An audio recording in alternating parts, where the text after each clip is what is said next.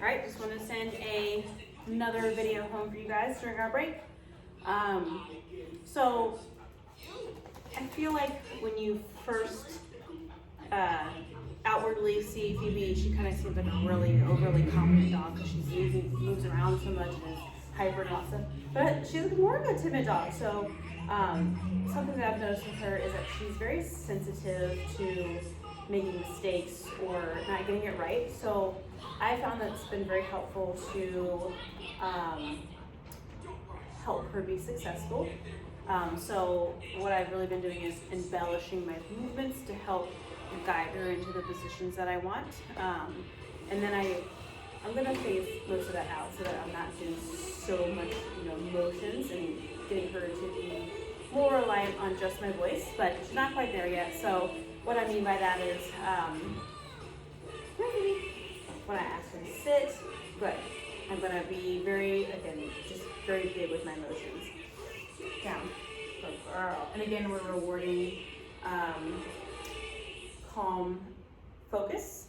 I'm phasing out constant rewards, and I'm kind of varying my rewards, how much I give her, when I give it to her. I'm starting to chain behaviors together so that she's working for more, and or she's maybe working more and not getting quite as much, but when she does get her reward, it's a little bit bigger reward. So it's kind of motivating her to do the right behaviors for me because she's not getting something every single rep. But I do want to make it a point to reward focus and attention because I want to keep that engagement. I want her paying attention to me and not worrying about so much that's happening around her. And that'll be a really big help for her confidence. For instance, like when people walk by the window or when we're out and about when she sees people, she gets a little vocal towards them. So I want to keep rewarding her focus onto me so that way when she's in situations where she's unsure of what's happening around her, if she looks up at me, I can engage with her and keep her attention on me and keep her from getting overly aroused or overly sensitive to what's going on around her. Good. Okay. She's a good girl. Hi. Something else that I've been doing with her. Hey, sit down before you fall. Ava. Child. Sit down. Thank you. Something else that I've been doing with her is, which sounds kind of silly, but I get her really worked up with her on leash so I can have control. And I'll play with her for a couple of seconds and then I will ask for calm. So let's see if she'll do it while I'm recording. Sometimes she doesn't always want to get all crazy with me. Hey. So I'm gonna give her this opportunity to be crazy. Sit down. Okay. You can play with toys. So if you are not able to get down on the ground and do all that crazy stuff, you can bring toys into it.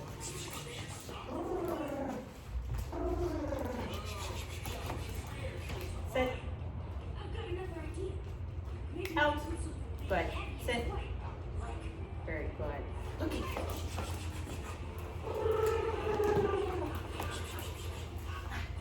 Oh, so good.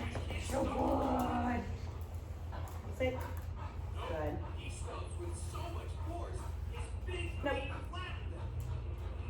Good. Okay.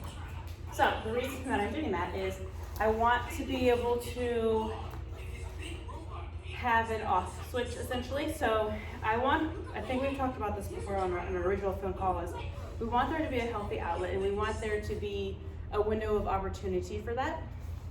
So when I say you can play, and this is your time to play and be crazy. But we need to have a counter to that, which is this time right now, it's not okay to do that. So in a controlled environment, which is right now she's on leash, I have the ability to manipulate how she behaves and how she acts. I want to be able to say, stop it right here.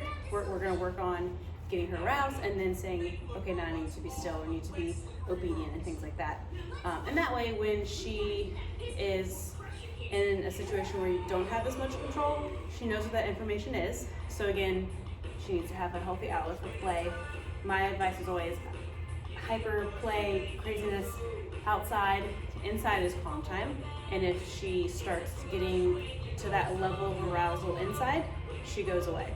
So we put her in a kennel, we put her by herself somewhere, or if she needs that time, like she's just been cooped up for a little bit, put her outside, give her that outlet. But inside, it's never allowed to get to a certain point to where she's too much to handle, being too much, jumping on you, the zoomies, things like that. So again, if it's at a time where it's inconvenient for you, put her away, show her every time you get to this level, go away. Or if she needs that outlet for a minute, send her outside and let her go do her thing outside, be crazy, give her that playtime.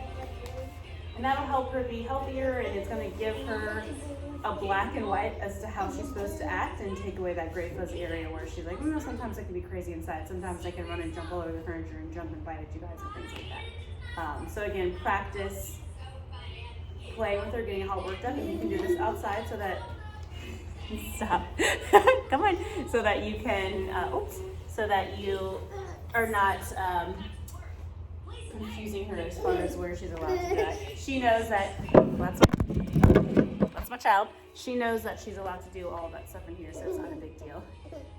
Good thing we're at the end of our video. You're being naughty.